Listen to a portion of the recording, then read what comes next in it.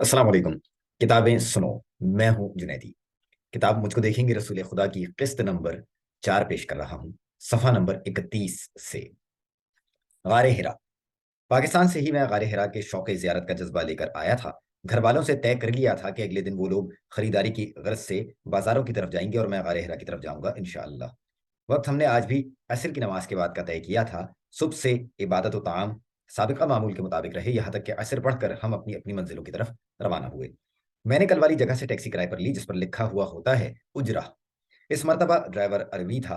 मैं उजरा में जबले नूर पहुंचा तो कल की तरह मुझे तवक्को थी कि ऊपर सड़क पर कहीं ड्रॉप हो जाऊंगा, मगर उसने मुझे नीचे ही उतार दिया। मैं अरबी गुफ्तगू में बेहुनर था, चुनाचे फिल जुमला इसरार न कर सका और उतर कर पैदल चल पड़ा। पहाड़ पर ऊपर जाती सड़क के दोनों तरफ मकानात बने हुए थे।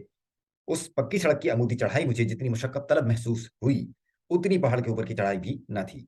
हालांकि ये चढ़ाई तो कोई 10 मिनट की होगी। टैक्सियां और प्राइवेट गाड़ियां ऊपर जा रही थी। यहां तक कि पक्की सड़क खत्म हो गई और पहाड़ की असल चढ़ाई शुरू हुई। गार हिरा तक जाने के लिए पहाड़ पर ऊंची नीची सीढ़ियां बनी हुई हैं जो बल खाती हुई चोटी तक जाती हैं। रास्ते में बास खुली जगहों पर थोड़े थोड़े फासले के बाद बाकायदा बेंचें भी लगी हुई हैं, जहां लोग रुककर सांस भी लेते हैं और तस्वीरें भी, या कुछ खा पी कर आगे बढ़ जाते हैं। बच्चे, बूढ़े और खवातीन सब ही जज्बे के साथ गार को जाते और आते दिखाई दे रहे थे। बहरहाल मैं उस मकाम की तरफ बढ़ रहा था जिसे वो एजाज मिला कि बारी ताला ने इसे नबियों के इमाम हजरत मोहम्मद मुस्तफ़ा सल्लल्लाहु अलैहि वसल्लम पर आगाज नुज़ूल कुरान के लिए मुंतखब फरमाया और मलाइका के इमाम हजरत जिब्राईल अलैहिस्सलाम को वही देकर भेजा। वाकई क्या बात होगी जब नूर के उस मकाम नूर की जहां ये दोनों इमाम कलाम इलाही के लिए यकजा हुए। मैं जब सफर करता हुआ चोटी के नजदीक पहुंचने लगा तो ख्याल आया कि घर वालों को यह मंजर मोबाइल के जरिए से बराह रास्त दिखाऊं। वहीं मैंने इंटरनेट ऑन करके व्हाट्सएप पर वीडियो कॉल मिलाई और चढ़ाई के दौरान कराची और मक्का दोनों शहरों से उन्हें भी शरीक कर लिया। गार का दहाना और उसके आगे लोगों की कतार ऊपर चोटी से ही नजर आ गई थी। मैं आगे जाकर दहाने की तरफ उतरा तो मालूम हुआ कि गार तक पहुंचने के लिए एक तंग जगह से गुजरना पड़ेगा। दरअसल बड़े बड़े वजनी पत्थरों से पटी हुई एक गुजरगाह है जिसमें सीधा खड़ा होना भी मुश्किल है, और उसके एन दरमियान में दो पत्थर यूं मिले हुए हैं कि उनके दोनों जानिब निहायत तंग जगह रह जाती हैं, जो अव्वल मुझे झिरियां नुमा लग रही थी। किसी ने अकब से कहा कि बाएं तरफ से निकल जाओ। मैंने कोशिश की और पार हो गया। बाद में आदमियों का मुशाहिदा किया तो छोटा बड़ा दुबला पतला मोटा गरज हर किस्म की जिसामत का शख्स उन्हीं तंग जगहों से गुजरता हुआ दिखाई दिया। गार के दहाने पर कतार थी, मैं भी खड़ा हो गया। गार चूंकि अंदर से भी छोटा है और दहाने से भी, लिहाजा एक वक्त में ज्यादा से ज्यादा दो आदमी अंदर जाकर जियारत कर रहे थे। जगह इतनी तंग थी कि आगे खड़े मर्द के शाने के पार देखना दुश्वार था। नेज वहां खवातीन भी जियारत के लिए मौजूद थीं, लेकिन बारियां लगने का कोई बाकायदा इंतजाम नहीं था और अंदर जाने वाले काफी देर लगा रहे थे। आहिस्ता आहिस्ता आगे पहुंचा तो देखा कि लोग अंदर जाकर नफिल भी पढ़ रहे हैं। बाज़ अफराद ने बाहर से सदाएं भी लगाई, जल्दी करें और जियारत करके बाहर आ जाएं। इस गार में करने की कोई मखसूस इबादत किसी हदीस या साहबा कराम के अमल से साबित नहीं है। दूसरों को भी मौका दें। मैंने भी कहीं ना ये पढ़ा था ना सुना था कि कोई साहबी रसूल सल्लल्लाहु अलैहि वसल्लम इस गार की जियारत के लिए गए हों। चुनाचे मेरा भी इरादा यही था कि सिर्फ जियारत करके दूसरों को मौका दूं।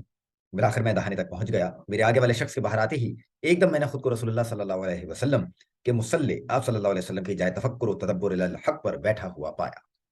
मैं तहय्युर और खुद रफ्तगी की कैफियत में था। एक ख्याल वारिद हुआ कि इस छोटी सी जगह के साथ दीवार जो जरा आड़ी ऊपर को गई है, शायद यहाँ रसूलुल्लाह सल्लल्लाहु अलैहि वसल्लम टेक लगाते होंगे। ये सोचकर मैंने वहां टेक लगाया और एक एहसास तले दूर पढ़ने लगा। दूर पढ़कर मैं दाएं तरफ जरा सी पीछे को बनी जगह की तरफ खिसक गया और मेरी जगह दूसरे आदमी ने संभाल ली। वहां भी मैंने दीवार से टेक लगाया और इसी तरह दूर पढ़कर 1 मिनट के अंदर अंदर बाहर आ गया। अल्लाहुम्मा सल्लि अला मुहम्मद व अला आलि मुहम्मद कमा सल्लैता अला इब्राहीम व अला आलि इब्राहीम इन्नका हमीदुम मजीद। नांगा पर्वत और जबल नूर। सितंबर 2014 ईस्वी में हादसाती तौर पर मैं नांगा पर्वत जाने वाले ट्रैकर्स ग्रुप का हिस्सा बन गया था।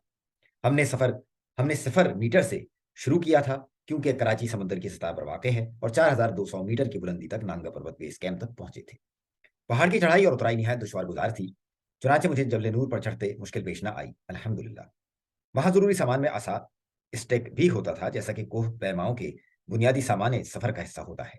जब ले नूर पहुंचा तो आसा का ख्याल जहन में था। पिछले रोज वाले कश्मीरी की दुकान पर ही मुतअद्दिद आसा रखे नजर आ गए, एक खरीद लिया। मैंने चढ़ने और उतरने में कई जगह आसा पर वजन डालकर सहारा लिया और अपनी तवानाई को महफूज रखा। आसा रखना वैसे भी अंबिया अलैहिमुस्सलातु वस्सलाम की सुन्नत है। कुरान में तो हजरत मूसा और सुलेमान अलैहिमुस्सलाम के आसा का खास तौर पर तज़किरा आया है। पहाड़ पर चढ़ते मैं छोटे छोटे कदम उठाता था और जहां से सीढ़ी की ऊंचाई कम होती वहां से चढ़ता था। ہر 5-10 منٹ بعد بیٹھ کر توقف کرتا تھا. آب زمزم اور جوس کی بوتل بھی ساتھ رکھی ہوئی تھی, وہ پیتا رہتا تھا. الحمدللہ جبل نور سے واپس آ کر بھی مجھے کوئی تھکن نہیں تھی. وما توفیقی الا باللہ. جبل نور پر نماز. غار سے واپسی کا سفر شروع کیا. پہلے اونچائی کی طرف واپس آیا اور بلندی سے ایک دفعہ پھر چوٹی کے اطراف کا اور غار کا مشاہدہ کیا, جہاں دہانے کے اوپر نصب ایک پتھر پر اقرأ بسم ربک الذی خلق خلق الانسان من علق غار حرا لکھا ہوا ہے. الگ تک یہ پہلی 2 آیتیں ہیں. ان کے ساتھ 3 اور آیتیں اقرأ وربک الاکرم الذی علم بالقلم علم الانسان ما لم يعلم. ملا کر یہ 5 آیتیں اسی غار میں پہلی دفعہ قرآن بن کر نازل ہوئی تھی. غار کی سیدھ میں دور خانہ کعبہ نظر آتا ہے, جس کی نشاندہی یوں سہل ہو جاتی ہے کہ اس سے متصل مکہ ٹاور کی بلند ترین عمارت وہاں سے واضح نظر آتی ہے. میں نے بلندی سے نیچے کی طرف دیکھا. زمین پر بنی رنگ برنگی چھوٹی بڑی عمارتیں اور بل کھاتا چوٹی تک کا راستہ عمدہ منظر پیش کر رہی تھے. واپسی کا راستہ نسبتاً جلدی طے ہو جاتا ہے, جو میں نے اطمینان کے ساتھ کیا, اور مجھے سفر میں کل 2.25 گھنٹے لگے. غار میں لوگوں کو نماز پڑھتا دیکھ کر میرے بھی دل میں یہ خواہش پیدا ہوئی تھی کہ میں بھی جبل نور پر کہیں نماز پڑھ سکوں. نیچے دکانوں کے سامنے ایک گلی ہے, یہاں مختصر آبادی ہے. وہاں مجھے یاد آیا کہ حضور صلی اللہ علیہ وسلم جب غار حرا تشریف لے جاتے تھے تو حضرت خدیجہ رضی اللہ عنہا صلی اللہ علیہ وسلم کی ضروریات کا خیال رکھنے کے لیے کبھی نیچے اپنے کسی رشتہ دار کے گھر ٹھہر جاتی تھیں. وہ گھر شاید کہیں آس پاس ہی ہو. اس گلی میں ایک مسجد ہے, وہاں سے مغرب کی اذان سنائی دی. اللہ نے میری خواہش کو پورا کیا اور میں نے جبل پر بنی اس مسجد میں نماز ادا کی. امام مسجد کی قرأت سننے میں پاکستانی اماموں کی جیسی قرأت لگی. غار حرا کی زیارت کے ساتھ جبل نور پر نماز ادا کر کے بہت لطف آیا. الحمدللہ. مسجد جن. مسجد سے نکلا اور ایک دکان سے صافہ خریدا. فوراً ہی ایک ٹیکسی والا بھی مل گیا جس سے مناسب کرایہ طے ہوا, اور میں اپنی اگلی منزل مسجد جن کی سمت چلا. وہ 35 برس قبل کراچی ہب چوکی سے مکہ شفٹ ہوا تھا, اور پہلے 12-13 برس یہاں ایک مدرسے میں تعلیم حاصل کی اور بعد ازاں ٹیکسی چلانے لگا. باتوں کے دوران اس نے ایک بات کہی, رہنے کے لیے دنیا میں مکہ سے بہتر کوئی جگہ نہیں. وہ مجھے ڈراپ کر کے آگے چل دیا اور میں مسجد میں داخل ہوا. میں نے دیکھا باہر سے مسجد کی عمارت چھوٹی ہے, میرے گمان میں بڑی تھی, مگر اسے بہت اچھا آرائش کیا گیا ہے. چنانچہ اندر سے مسجد کو بہت خوبصورت پایا. چھوٹے چھوٹے زرد پھولوں والے سرخ رنگ کے بہترین قالین مسلح کے طور پر بچھے ہوئے تھے. چھت سے ایک قوی جسا فانوس لٹکا ہوا تھا, جس کا خوبصورت عکس اوپر کی منزل کے شیشوں میں بھلا دکھ رہا تھا. ایک صاف ستھرا بڑا سا ہال تھا, جس کے آخری سرے پر امام کا مصلی تھا. اس کے ساتھ ہی دائیں طرف ایک کھڑکی نما جگہ کے آگے رحل اور مائک ایک بڑے سے ڈائس پر فکس کیے ہوئے تھے. مائک کے پیچھے خطیب یا قاری کے بیٹھنے کی جگہ تھی. میں نے امام کے مصلی کے ساتھ والے ستون کے پیچھے, جو مؤذن کی جائے نماز کے بائیں طرف برابر میں تھا, نفل نماز ادا کی. اس میں کوئی شک نہیں کہ مسجد میں یہ خیال ذہن پر برابر دستک دیتا رہا کہ یہاں جن بھی موجود ہوں گے. آخر اس مقدس مقام پر رسول اللہ صلی اللہ علیہ وسلم سے ہزاروں جنہوں نے تلاوت قرآن سنی اور مشرف با اسلام ہوئے تھے. پھر شاید یہ واحد مسجد ہوگی جو جنوں کی ہی ذات سے منسوب ہے. مسجد سے نکل کر میں نے بیت اللہ کے لیے ٹیکسی کی. ڈرائیور معاویہ ایک با مروت اور ادب کرنے والا پاکستانی نوجوان تھا, جس کا تعلق ملتان سے تھا. وہ مجھے قابل اعتماد لگا. اگلے دن ہمارا مدینہ جانے کا پروگرام تھا. معاویہ سے میں نے اس سلسلے میں بات کی تو اس نے اگلے دن کے لیے ہمیں ایک پرائیویٹ گاڑی ہائر کروا دی. اس نے مجھے ٹیکسی کے لیے مخصوص جگہ ڈراپ کیا تو میں ایسکلیٹر کے ذریعے مسجد الحرام کے بیرونی صحن میں جا نکلا. اس وقت نماز ہونے والی تھی. اب عشاء اور عشائیے سے فارغ ہو کر ہمیں مدینے کے لیے پیکنگ کرنی تھی, جو ایک اہم کام تھا. 5واں روز. اگلے دن نماز فجر کے بعد طواف کیا. میں نے پڑھ رکھا تھا کہ آپ صلی اللہ علیہ وسلم جب صلح حدیبیہ کے اگلے سال اپنے قضا عمرے کی ادائیگی کے لیے آئے تو طواف کے لیے حجر اسود کو اپنی چھڑی سے بوسہ دیا تھا. چنانچہ اسی مناسبت کے پیش نظر میں نے جبل نور والی چھڑی سے استلام کرتے ہوئے طواف کیا. پھر اپنے معمول کے تحت ہم اشراق تک مطاف کے اندر ذکر میں مشغول رہے. ناشتہ حسب سابق ہم نے ہوٹل میں کیا. مکہ کے اس ہوٹل میں قیام کے مختلف پیکج تھے. ہم جس کے تحت مقیم تھے اس میں ناشتہ پیکج کا حصہ تھا, اور وہ بھی بفے ناشتہ. ایسا لگژری ناشتہ ہمیں مسلسل 4 دنوں تک کرنا نصیب ہوا.